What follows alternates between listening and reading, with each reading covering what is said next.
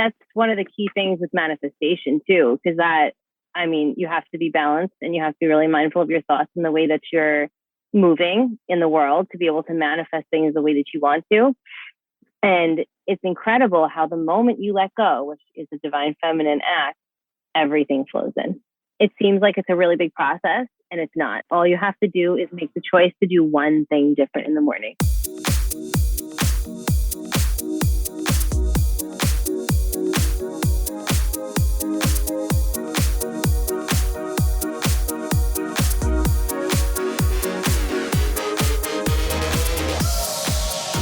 This is the Energy Within podcast, all about accessing, nurturing, and building your energy and confidence so that you can get unstuck and design your life the way you want. Yes, I changed my intro just a little bit. My name is Carrie Jokala. I am your host. I am a Reiki master, a fitness instructor, a wife, a mom to 2 little boys, and this episode, I can't really call it an interview because it's really just a conversation with my soul sister, Jess Belardi of Angeluna Energy.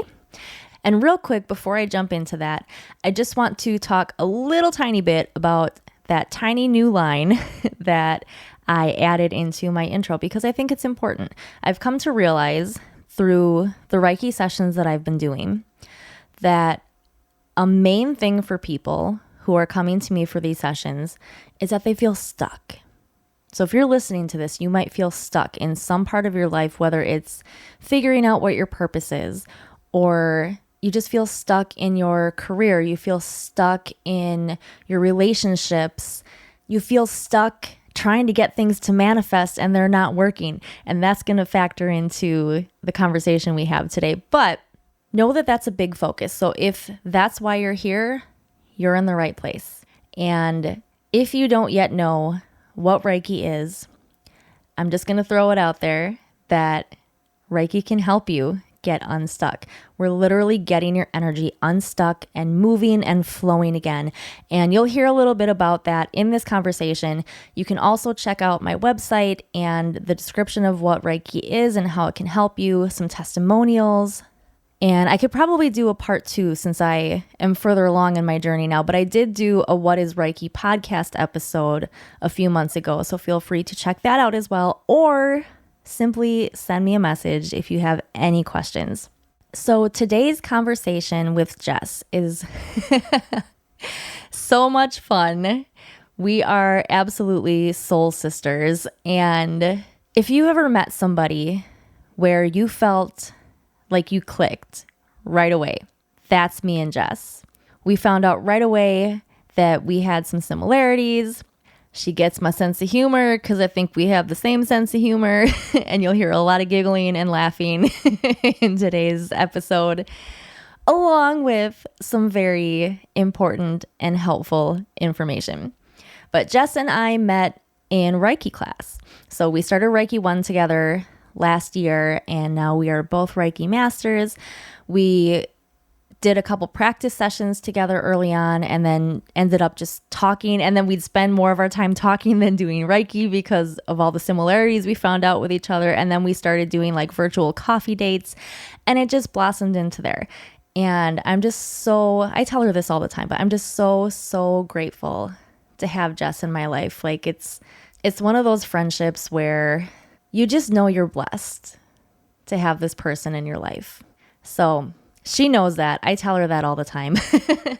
But she's been someone that I can joke with, someone that I can look to for support if I need it, or answers if I've got something that I'm confused on, like our topic today, which is describing the difference between the divine masculine and the divine feminine.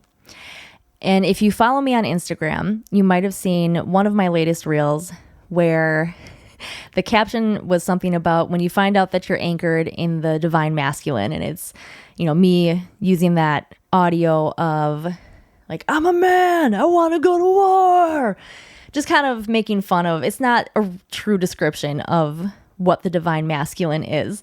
But for me, and if you go back to some of my other reels before that, you'll see me joking about my frustration with the patience message that I keep getting.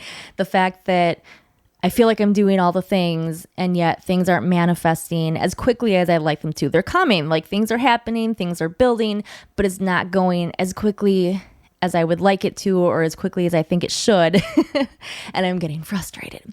So I like to joke about it because I know that sending that energy into it isn't helping, but I think the humor helps me release some of that. But I had a realization in a shadow work session with Jess where she figured out it was like this huge light bulb for her, and then it created a light bulb for me that I am completely anchored, or I was completely anchored into the divine masculine. And that's why I was having such a hard time embracing or balancing any part of the divine feminine within me, because we all have both of it, or we're supposed to. There's supposed to be a balance. And when I had that realization and that light bulb went off, it all of a sudden, like, it's so hard to describe, but the energy just shifted right away and things started happening right away. It was mind-blowing. It was amazing. And I wanted to talk about it, but I figured it would be not only more fun, but more informative to have Jess come and have this conversation with me, help me talk it out, share what happened with my experience, and then she, who's been in kind of this energy work space for a much longer time, she has a bit of a deeper and even more personal understanding of how the divine feminine and the divine masculine work. So I wanted to bring her on. So she hosts a podcast of her own called Multifaceted Mama, and I would love for you to go check it out. I do want to let you know that we are sharing this particular episode. So if you go and look up her podcast, you'll see this episode as well, but with her intro and outro. But the conversation is the same. But if you go back and look at the episodes that she's released prior to that and what's going to be coming out afterwards, she has her own style, her own feel. We even make a little joke about certain things at one point. You'll know, you'll hear. But if you have been listening to my podcast for a while, you like the topic that I'm talking about, you would absolutely love her podcast as well. So please go check it out. Just know that it's not a mistake when you find the same episode on her podcast as well. But everything else is completely her own. So I'm going to stop babbling because I've been going on for a while now. If any of this intrigues you, if it sparks any light bulbs for you, I would love to hear about it. So please feel free to do a screenshot, do a screen flow, and grab some audio, post it up on your social media, and tag me and Jess and let us know. I won't keep you waiting any longer. This is going to be so fun. Here we go. All right. Well, Jess, I'm really excited to talk about this with you. I am too. I'm so pumped. This is like one of my favorite topics right now to talk about. I love how it came up too, because I know you said you were thinking about doing this topic yourself, and now I'm jumping on board with you. Yeah. No, it's so perfect. It's such a perfect time for both of us because we're all experiencing this mix and, mashup of the divine masculine and divine feminine. So no matter where it lands, it's something that has to get talked about. It's so important. So why don't you explain first what divine masculine and divine feminine mean? So we have in all of us, in male, female, everybody, we have the divine masculine and the divine feminine. And typically the right side of our body houses the divine masculine energy. The left side of our body houses the divine feminine energy. And basically, we do things in our everyday lives that feed this energy, right? So going with the flow of life, and I don't mean like just like going with the flow. I mean like flowing with life. I like the way you giggled there when you're like. It's my signature sarcastic giggle. But waking up in the morning, doing our ritual, and deciding to throw something new into the ritual, staging in a different way. And then, casually getting the kids ready and not stressing, that's your divine feminine. Your divine masculine is going to be then switching gears, walking into the office, commanding the boardroom, or, saying, this is what's got to get done today. And, not giving a flying, what about what anybody else needs. And just like, sorry, and just doing what you need to do and like what you need to get done. That's I could see the wheels turning when you were like, what do I say? What do I say? You see how hard I had to think? Because on my podcast is explicit.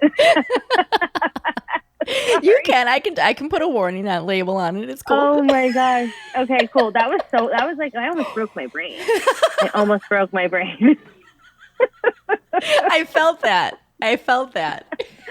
Oh my gosh. And that's not a lie either. I really did feel that because we're soul sisters. I believe that you did. Yeah. I know. I did a special like little bit of Reiki on both of us at the same time before this episode as you were gearing up. But anyway, sorry. So divine masculine they're the givers and the divine feminine are the receivers, right? So that's why when I say go with the flow, we're receiving from the universe. We're just like going with our intuition and we're allowing ourselves to feel into what that intuition is telling us and moving with that. Whereas the divine masculine is, sitting there saying, what do I need to do? What can I give value to my life today? Or like, what can I do for, my spouse? And I don't mean like my husband or whatever, my husband saying that for me, because we have this in the both of us. It's what can I do to make this get done and da da da da. That's the divine masculines, the givers. So that's a little bit about the divine masculine, divine feminine. And like I said, we both have, it's like the yin and the yang. We have both inside of us. And the big task here is keeping them balanced. Mm-hmm. And just go look at all the reels that I made recently. The best. Love that reel. So what's important for me here is for so long, so like months, I keep getting the message that, obviously the message I kept getting frustrated with, the patience message, be patient. Tapping into the divine feminine, like settling back to be able to trust my intuition, manifest, all that stuff. And I'm sitting here going, okay, I'm doing it. I'm trying. Why isn't it working yet? And I think it was honestly, a huge light bulb for me when we started our shadow work that we were doing. When it dawned on you that I'm just like completely anchored into that I was, that maybe you can tell me if I'm sensing wrong, but hopefully I'm not totally anchored in to that anymore. No, you're not. You are not completely anchored in. Actually, I didn't see anything wonky with that part of your energy when I did Reiki this morning. So I wasn't close. Yay. Yeah. But no, seriously, finding that out, it was like this huge like light bulb and this big weight off my shoulders. Like, is that the problem?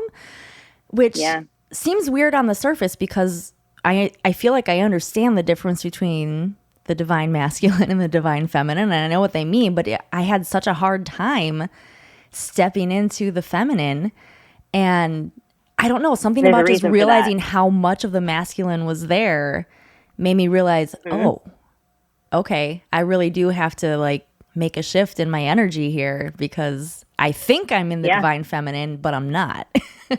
There's actually a reason for that you weren't completely aware, because we came off of a ridiculously long chunk of time. It's all planetary stuff. But in December, we moved into essentially a new chapter of planetary, like the divine feminine planetary movement. We're in the age of Aquarius now, and we're in the divine feminine time. We came from a really, actually, I don't remember the exact number, so I don't want to say it, but it was like, I want to say upwards of like 100 years of divine masculine. So we were so used to, that was the energy. That's like the 90s woman with the power suit and like, you can it's not that we Spice Girls, girl power.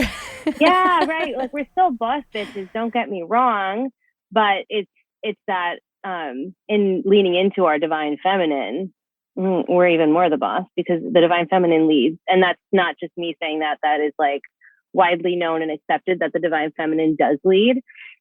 So it's not about, sorry, I'm trying to think of the proper way to explain this, because it's not about that, okay, we need to lean back and be super ultra feminine. It's not that. It's that in doing that, we will be leading and we are stepping into our power. But that's also why it was so confusing for everybody, because when we all started to feel this flow inside of us, men and women, and I say men and women because even things between myself and my husband, we've had a lot of talks about this in the last couple of months, have completely shifted, because he even started feeling the difference himself in himself and with me. Is we were in that time. Like our bodies were literally in a time where the universe was like, okay, this is what you need to do. This is the energy that you're living in. And then all of a sudden, December 2020 hit, and yep, I was like, what year is it? December 2020 hit. I don't even know anymore. I know. And all of a sudden, we kind of, women and men, started feeling differently about how they were running their business, which is going to be terrifying. And we're asking ourselves, like you were saying, like, why aren't my manifestations, happening as fast as I want them to? Or, why do I feel differently in my marriage? Why are my kids acting differently? Why do I want to structure my business differently or my everyday life differently? It's because the energy of the world that we're living in, this 3D world, has now shifted into the time of the divine feminine. So when that happened, everybody went wonky. We all were like, what the heck is going on here? And it took us all a minute. And do you mind that I'm going into this? I feel like this is super important. Yeah, go ahead. Okay. So when this happened, I don't know if you remember, there was like this surge. I mean, even I did a bunch of lives about it because it just like came up, and we were like, oh my God, we need to like feel into our divine feminine. This is wonderful. And we all like kind of did like a complete 180 and felt completely into the divine feminine. And we were just fucking flowing, and it was great. And then a couple months went by, and again, we were like, wait, something feels off, because we did this complete shift. We weren't balancing the masculine and the feminine, which is fine. Everybody did it. It probably needed to happen. Like, there's, everything's a synchronicity. There's no accidents. But there was a point, I want to say like right before the summer started, when people then started asking, well, wait a minute, why isn't this flowing right? And it was because we weren't balancing out the masculine and feminine. We were so excited that everything shifted in this beautiful way, and we were feeling great in the feminine. But now it's like, okay, what was wrong with when we were living in the divine masculine? We weren't balanced. Now we're living in the divine feminine. Feminine energy is like this wealth, this waterfall of intuitive knowledge. So it makes sense that now that we're here, we would actually start asking, and nothing against the divine feminine, the divine masculine, but it makes sense that we would start asking, wait a minute, should we be balancing? Whereas we didn't before. You see, you know what I mean? Yeah. The divine masculine is like, let's fix, let's do. Whereas the divine feminine sits back and receives. Makes sense that we would receive the knowledge that we need to balance. That was a long-winded. No, I'm long-winded all the time, and you know me, I go off on tangents and movie quotes, and yeah, I love. But we'll always come back. Yeah, there is no water in this air, and I'm dehydrated, Bob. I love you. I love you too. What was so funny, for lack of a better word, for me was last week, even a couple days prior to that, was when I suddenly started like booking sessions again. And not that I wasn't having sessions, but like a whole bunch in a row, like with no efforts, with none of this, like, okay, I got to do something so that somebody sees that and then they want to book a session with me or do whatever. I was just like, I'm going to come in and talk about this because I feel like it's going to help somebody. I'm just feeling called to it. So I just did a video on cord cuttings. Then I made that masculine reel. Or no, it wasn't that one yet. It was the one with the door with all the shadow work and everything behind it. And people messaged me off of that video. Like they watched the cord cutting video first, and then they saw the door reel in my stories, and they both messaged me and they both booked. And then I booked another one a couple days later. And amazing. It was just amazing to me, like how little effort I put into that versus prior to that, all that, like I was saying, like feeling like, okay, what do I have to do in order to get a result? And that's it. Like, kind of not what you were saying exactly, but like following your intuition to figure out what to do to then just let it happen, you know? Yeah. I was just going to say, actually, that's one of the key things with manifestation too, because you have to be balanced and you have to be really mindful of your thoughts and the way that you're moving in the world to be able to manifest things the way that you want to. And it's incredible how the moment you let go, which is a divine feminine act, everything flows in. Mm-hmm. And there's so many different ways to do it, or think that you're doing it and you're not. And the minute you actually, I think it's really like the first and second time that it happens, because the first time you're like, oh shit, what did I do? That was amazing. I let go in this specific way. My intuition felt exactly like this when I did it. And all these wonderful things happen. And then when it happens a second time, and you're like, now I genuinely recognize exactly what I did that first time. I can replicate this over and over and over again, because it almost becomes a reminder, because you start to feel like, oh, wait a minute, I'm not in that energy that I was in when I let go, when I released it, when I gave it up to the universe and allowed myself to receive. It becomes easier the more that you do it. Yeah. Something about that realization and actually letting go helped get rid of that like little bit of desperation, I think, that was always hanging on in the back. That was probably a big part of my problem too. Yeah. And not that it's all solved totally. forever. I'm sure it's going to creep back in and I'm going to have to deal with it again, but it ebbs and flows. There's layers to shadow, but you know what? I feel like you broke through such a major, you broke through that first layer. This almost is, I always think of shadow work as critical thinking. I don't know if you took any critical thinking courses in like school or college or whatever, because for me, I wanted to die while taking critical thinking. I was like, what? Because I was always very anchored into if I did, I probably blocked it out. I don't know. Oh my God. When I took it, I used to have to actually go to John, my husband, and be like, oh my God, I need to talk this out because I can't work my head around it. And then by the third or fourth week, I had a breakthrough. It's a course, because I was like, I have to figure this out. You know, like that's my like type A brain. I was like, I have to do this. And I figured it out, and I remember cracking it, and then fully understanding how to like critical think around, you know, events, or like critical think around issues. And it's literally stepping way outside the box and thinking like you always think about like, oh, like what do aliens look like? Do they have limbs? And you're like, wait, maybe limbs aren't even a thing. Maybe that's something completely different that we can't even comprehend. Like you know what I mean? Like that, to me, that's like a critical thinking thing. So when you apply the critical thinking to like shadow work or manifestation, and you bust through that first wall, and you're like, whoa, I never saw it that way, or I never felt it that way. This is completely different.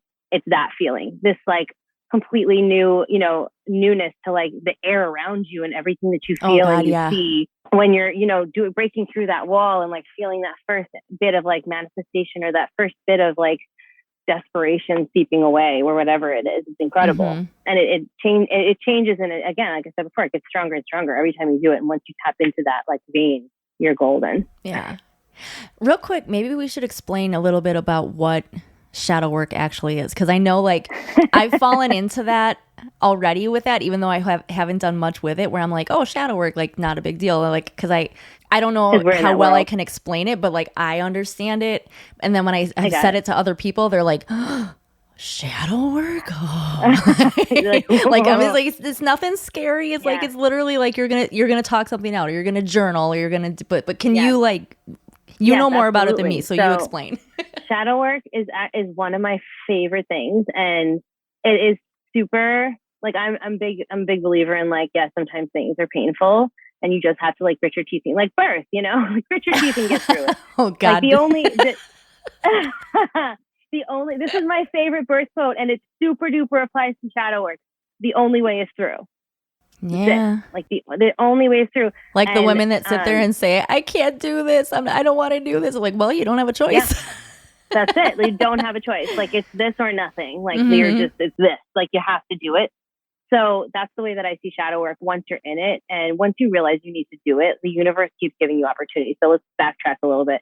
So we all have shadow, right? It's these things, trauma, events, energetic cords that are connected to us because of events that happened in our past, programmed ways of thinking, limiting beliefs. We have all these things that have built up through past lives, as well as our current life. A lot of stuff stems from childhood, and they're the things that get in our way. It's all the stuff that gets in our way of manifestation, of having the life that we desire. And in order to get rid of those blocks, we do shadow work. We work on our shadow, right? So what happens is I'm just going to give you an example, because it's like the easiest way to describe it. So let's say, you know, you work in an office and you're like, I am manifesting this promotion.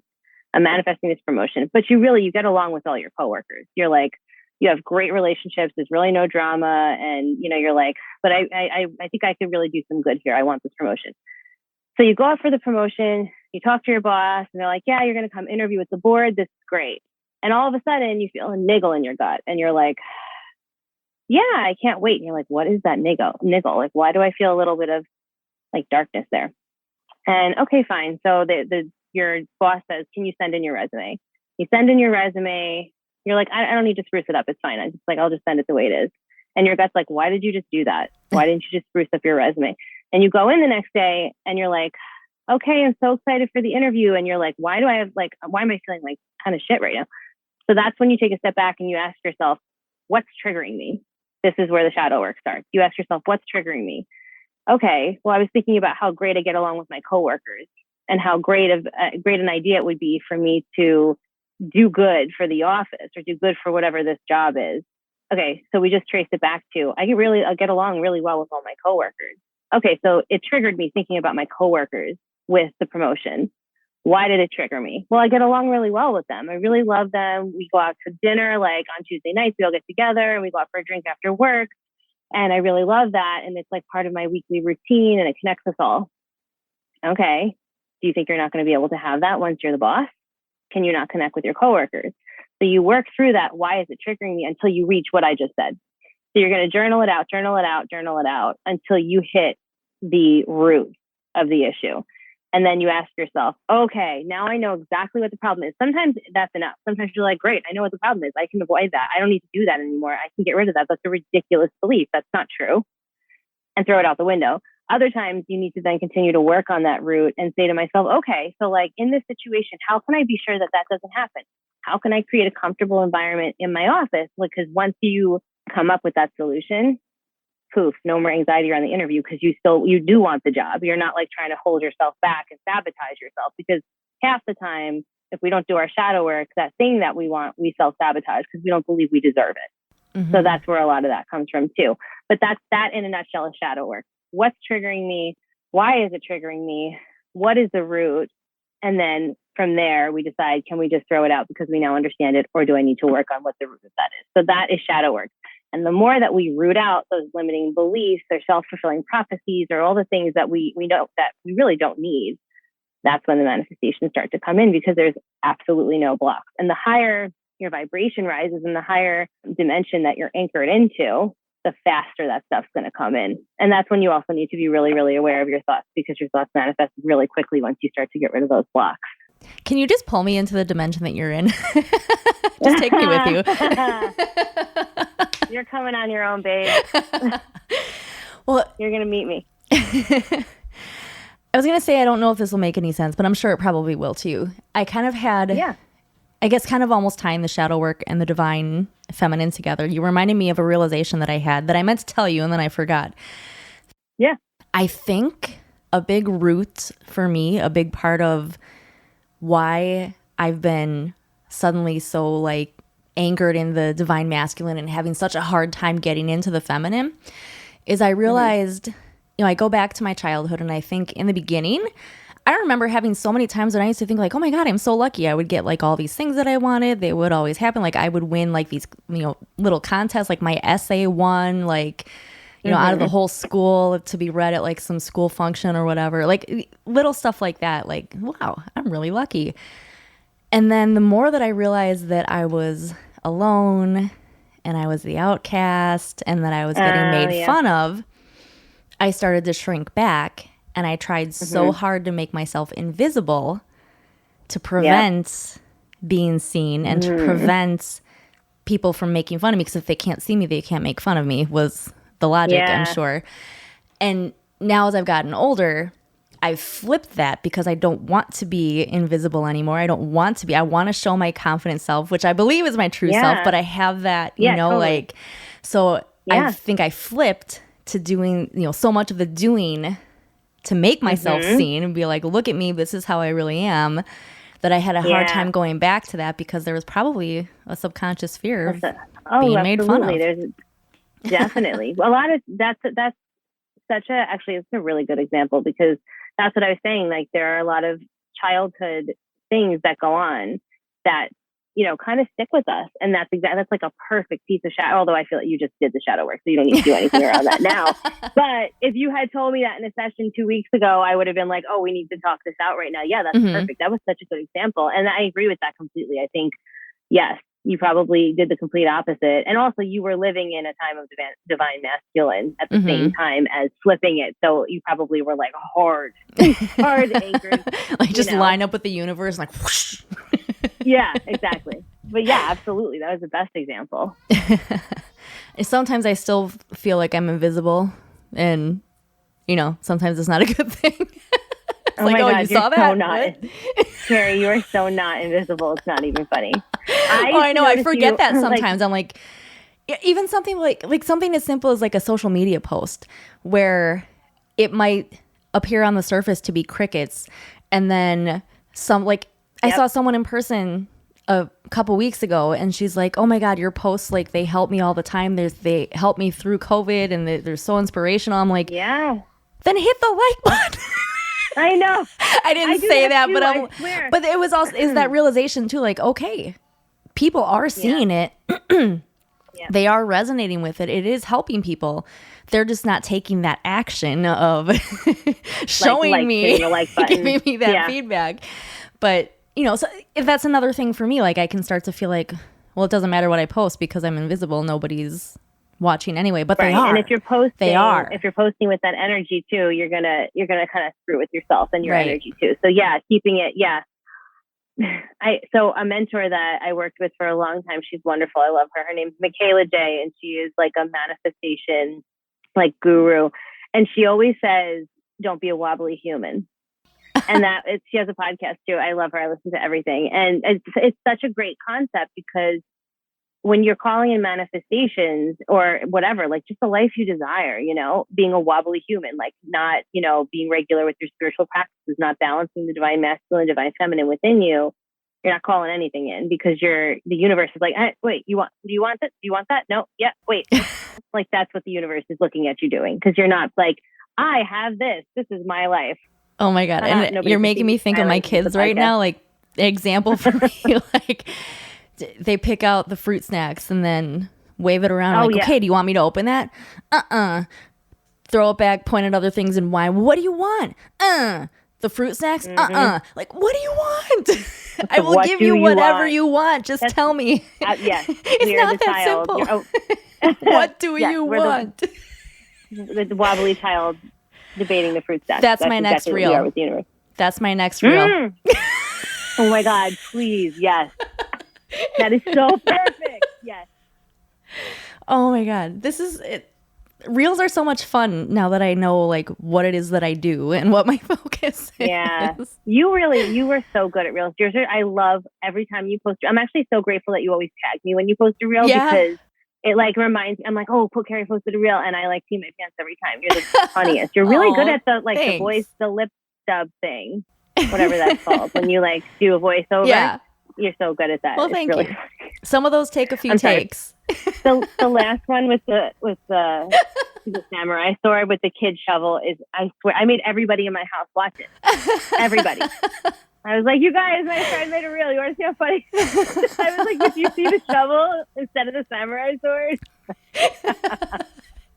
See, and I was waiting for someone. I haven't gotten that comment yet, but I was waiting for someone to be like, "That's not a lightsaber." Or it's a lightsaber. That's why it was so funny. Yeah, that's why it was so freaking funny. You and I have a very similar sense of humor, though. I think that's why I totally immediately got it. Yeah. Oh God, from day one, you and I were just like, click. I know. I was gonna say that's why you were like, you've never been invisible to me because like even in Reiki class when we were together. Everybody would be silent, it'd be crickets, and you'd like drop an office reference, and I'd be like, oh, and everybody'd be like, what? I gotta get it out, or it's just gonna like. I know, I love it. And I can't focus until I. All right, last thing. So, I feel like, for me, when we were doing that first round of shadow work, and like to continue with the clicking reference, like it just seemed like it kind of clicked for me. Like I suddenly had that realization and was able to let go. How would you describe learning how to let go for someone who still like look at me before when I still wasn't getting it. Like, what would you have told me then when I was still struggling? I think what I would say is look at your everyday routine and tap into all the things that you feel like you wake up in the morning and you have to do. I have to get this done. I have to do this. I have to do that. And I bring this up because this is what I did for myself, actually. It's looking at your life and saying, okay, how can I tap into the flow? What's unnecessary? What divine masculine acts that I'm doing are unnecessary? And what can improve my quality of life by dropping it or by doing it slightly different? This doesn't mean changing like your routine. Like I love my routine. My routine happens no matter what. But there's I found a flow within my routine and it shifted a lot of things. Again, you can also, like, let's say you're trying to let go in your marriage. Like I talk about this all the time within my own marriage and about my own marriage. And, you look at your marriage and you say, okay, what's not working here? What's the divine masculine in my relationship? And for me, myself and my husband, because my husband's also very open himself. He's very awake. We've had so many conversations about this over the years. And one day, he finally said to me, I feel like you really like you don't need anybody. Like you're very good at just like going out and doing whatever because you can do it yourself. And at that moment, he was like, I know you love me and I know you want me and everything. And you ask for help, but do you need me? And I was like, oh, like that was our light bulb moment. So I use that as an example because in that moment I was like, of course I need you. I need you. And he was like, I actually think I need to hear it. And I was like, oh my gosh. So I started actually announcing it when I needed him. And the divine masculine and feminine in my marriage flipped and we balanced out. And it hasn't been the same for the better since. So I use that as an example because if you're looking at even friendships like that, I would say, again, what's not working? What is not working? What looks way too rigid? And is the rigid part of that relationship making up 90% of it? Or is the rigid part of your day making up 90% of your day? And then finding a way to balance it with the flow. And I mean, if you're also, let's flip it and say, okay, like, am I really, like, do I have a ton of air in my chart? Am I a really like, when I say airy, I don't know, floaty, that's a better word. Am I a floaty person? Do I just kind of float through life and I can't get things done and whatever? You're too anchored into the divine feminine. Flip it and say, well, what can I make more? How can I create a routine and stick to even a small part of a routine during the day? Finding ways to balance, because the moment you balance it, you're going to feel the energy click into place. And you're not going to be as unsettled, because I think that's the only way I can describe it is like, how can you feel more settled in your body? The second the energy clicks into place, you feel more settled in your body and It's so true. So true. I felt that when it happened. Now I just got to figure out how to stay here. Yeah. Well, that's the thing. I actually, interestingly enough, I was speaking to my husband and I were talking about this like a week ago. And I had said to him, like, I love talking about this, you know what I mean? Because it was such a game changer for me. Because obviously, I figured it out in my life with manifestation. And then it's been applied to my marriage for a long time now. But I was talking to him about, in the future, like him coming on the podcast and talking with me about like how it changed our marriage and, how it could like change, your kids' lives and all these things. And, the moment that it clicks into place and like what it does is so incredible for every aspect of your life, Something to be said for even just one person making the decision to shift the energy. Yeah, it's absolutely incredible, because what happens, especially when the person, like, regardless of like masculine or like who you are, whether you're a man or a woman or whatever, the second you realize what's out of balance and you tap into it, and I feel like most people need to tap into this divine feminine right now. And I feel like I say that so much, but it's everybody I've ever worked with is stuck in the divine masculine. But it's the second you tap in, it's like whether you realize it or not, because some people don't realize that the divine feminine does lead, so that energy paves the way.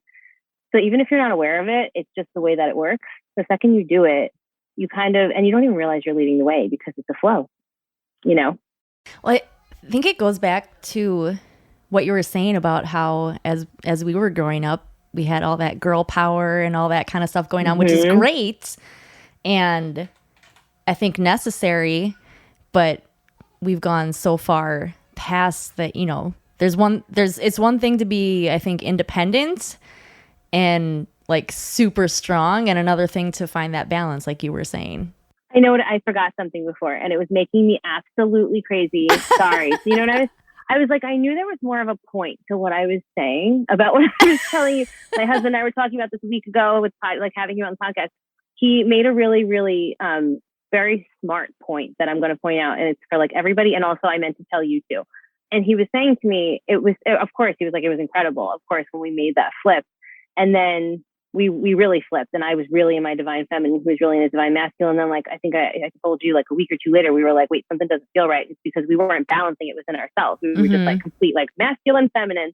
And while that was great, we were like, oh, something's off, but we wanted to say, and we were like grasping at it and trying to keep that energy and keep the feeling between us that exact way. And then we realized we needed to loosen the reins and balance ourselves out and both be in both, you know, at the right time. And he said to me, he was like, you need to like, he was like, when you talk to people, you have to remind them that there's going to be hiccups.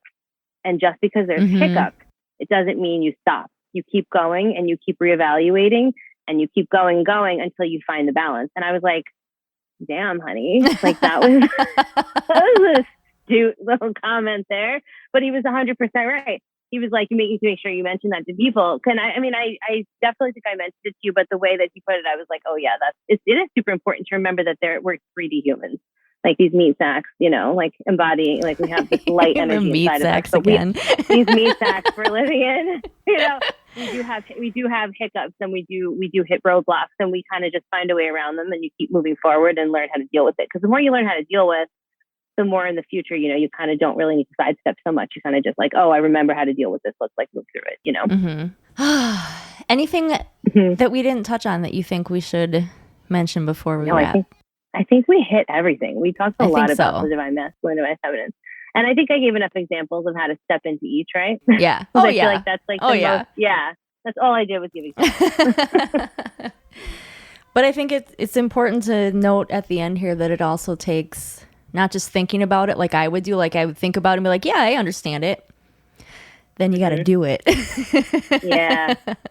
And not in a divine masculine doing way, but it's committing to flow. And there is one more thing actually, now I'm thinking about it. It's when you triggered you saying that, like not just thinking about it and doing it.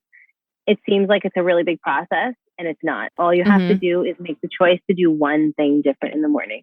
Like you wake up, if you're used to your routine and you've been doing it for the last 10 years of your life, if you can sit down for 10 minutes before that routine starts and read a book, or sit down for 10 minutes and play with the kids instead of immediately unloading the dishwasher, that little bit of energy you're shooting out into the universe is signaling to the universe that you want change, that you're calling in.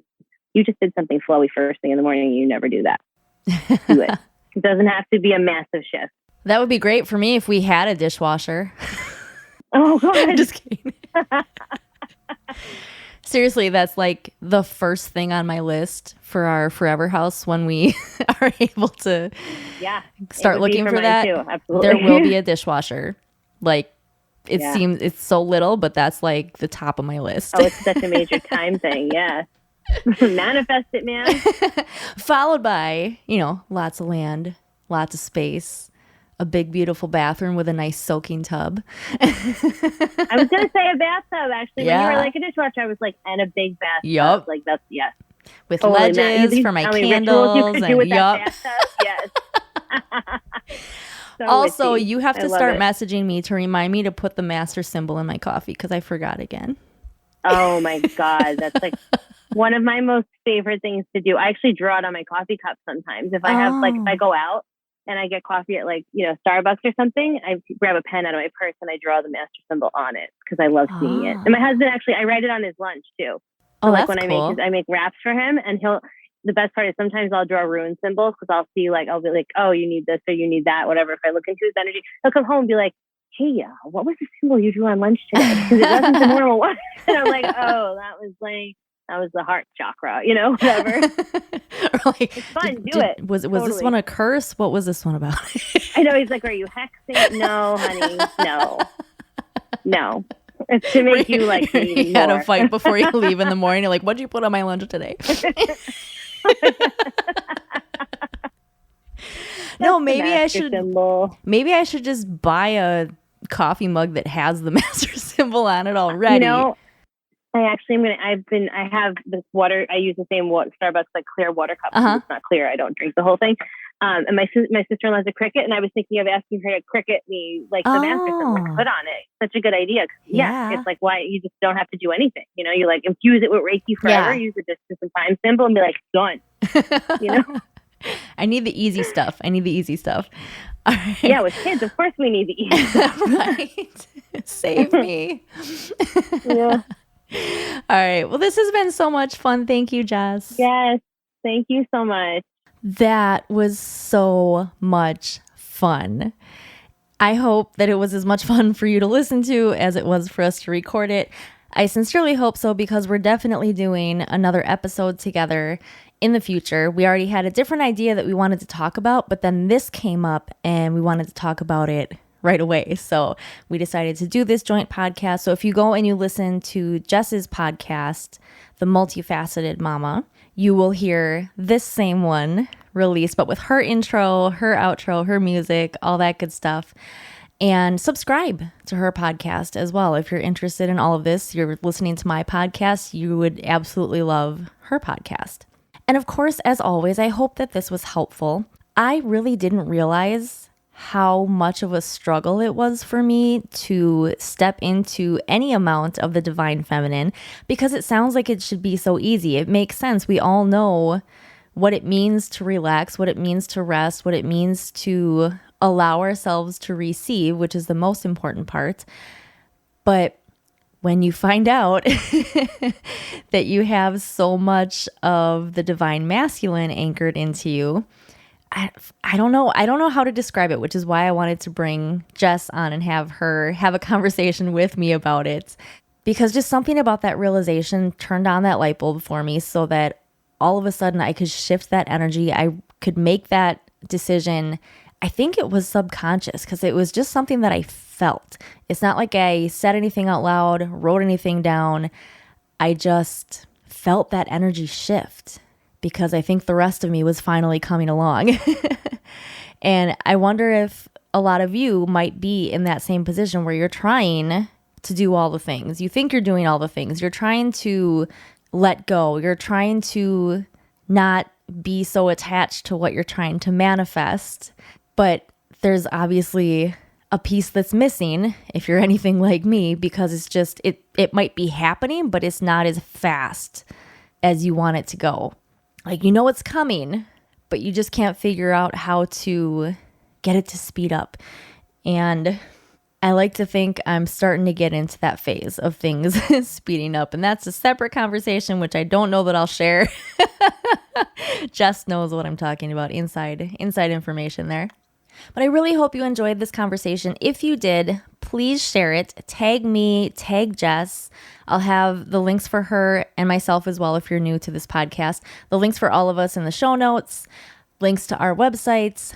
But please feel free to go ahead, take a screenshot, grab some audio with a screen flow, post it to your social media, tag us, and let us know what realizations you had, what your favorite part was, maybe your light bulb moments. Share with us and let us know. Of course, I would love to invite you to come do a Reiki session with me if you're searching for that clarity, if you need help shifting that energy, because maybe you're still trying, maybe even with this conversation, you think that you get it, but you're still struggling a little bit to really get that energy to shift. A Reiki session can help you with that. So I would love for you to come do that session with me. Of course, if you feel like you resonated more with Jess, please go right ahead, and I will have the link to her website in the show notes as well. I can't wait to hear your feedback on this one. Also, go to your Instagram and check out the reel that I created as a result of the conversation that we had today. And give it a like, give it a share, all of those good things. I'm so grateful for you. Thank you, as always, for being here, and I'll see you next time.